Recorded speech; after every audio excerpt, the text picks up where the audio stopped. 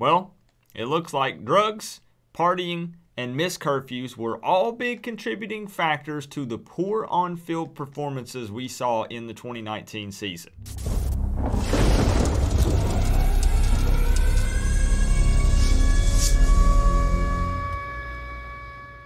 What's going on, Canes fans? You guys know what's coming next. If you haven't clicked the subscribe button down below, make sure that you do that to help continue to grow the college football family here on the Coach Coop channel. Now, before you jump down my throat in the comments section, because I know people are going to see the thumbnail, they're going to see the title, and they're already typing up a comment, ready to blast me, right? I want to ask you a serious question here. Do you want the Miami Hurricanes to be great again? Because if you do, these types of things need to be brought up and addressed so they can be corrected. Now, I understand that I'm late to the party on this one. Many of you have already seen the post on social media and other YouTube videos about the Barry Jackson article, because he actually spoke to a former Miami Hurricanes player, so that could mean maybe a player who graduated or one who entered the portal. We've got some ideas, right? And some other sources that stated that a handful of the Miami players were more concerned with partying than they were football. It was also said that many times some big key players, so we're talking starters here, missed curfew nights before games. It was also reported that many of the Miami players are aware of the university's drug policy, which means that your first failed drug test does not equal a suspension. And it was said that some players took advantage of this. And apparently, as we all suspected, the locker room was pretty toxic in the 2019 season. It was said that there were a lot of players who were upset because they were busting their booty week after week, and then you would have a guy who should be disciplined due to breaking the rules starting over you. And this was especially the case with the quarterbacks. Now, I do want to make it known that this does not include every player on the team. You can't fault every guy on the squad because a handful of guys aren't taking football seriously. This is in no way directed at really any specific player even, at least not from me.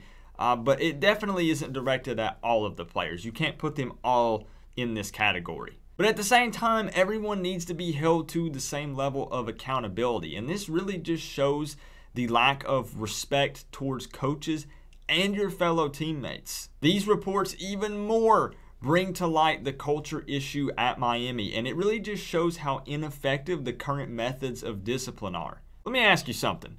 If you truly cared about being a Miami Hurricane, would you not put football before partying? And I mean, listen, I fully get it. Partying is part of college, I guess, right? I mean, many people that go to college are going to party at some point, but I feel like it makes more sense, at least to me, to party the night after the game, after you get the dub, right? Not the night before. So it's not like the partying is just going to go away, but you have to know where to draw the line. Now, I typically read articles like this and then don't make a video about it, right? You know, I'll maybe vent a little on Twitter, or I'll put something up on a community post here on YouTube. But this one, for some reason, it's just really eating away at me right now, because after the product we saw on the field during the 2019 season, I totally believe that a lot of that poor play is due to maturity issues and all of the stuff that we just talked about. And whether you want to hear it or not, this does fall on both sides. I'm talking coaches and players. There really needs to be a certain level of trust between the two, and I feel like we've not had that in a while. On one side, the players have to trust that the coaches are putting them in the best position to win and succeed. Then on the other side, the coaches have to trust that the players are working hard even when they're not watching, and that they're taking this serious. But both sides have to show that they can be trusted. To be honest with you, I really don't even know where I'm trying to go with this video. It's already been reported, so it's not that. All of you have already read about this and talked about it multiple times.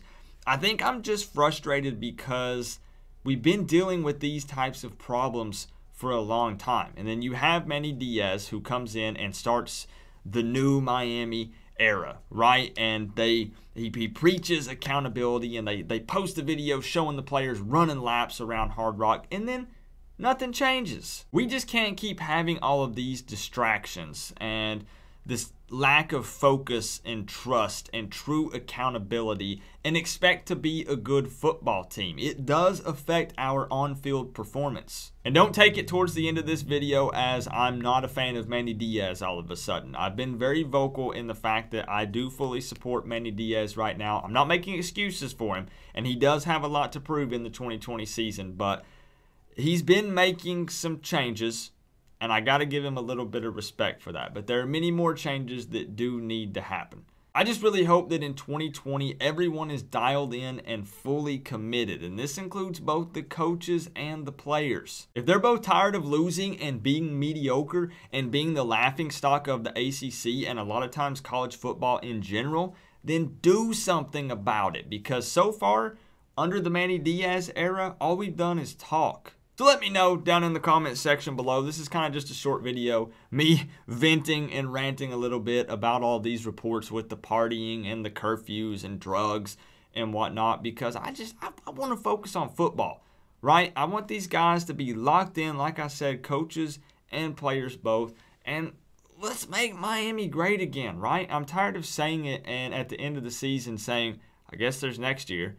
Well, hopefully next year something good. I'm tired of that.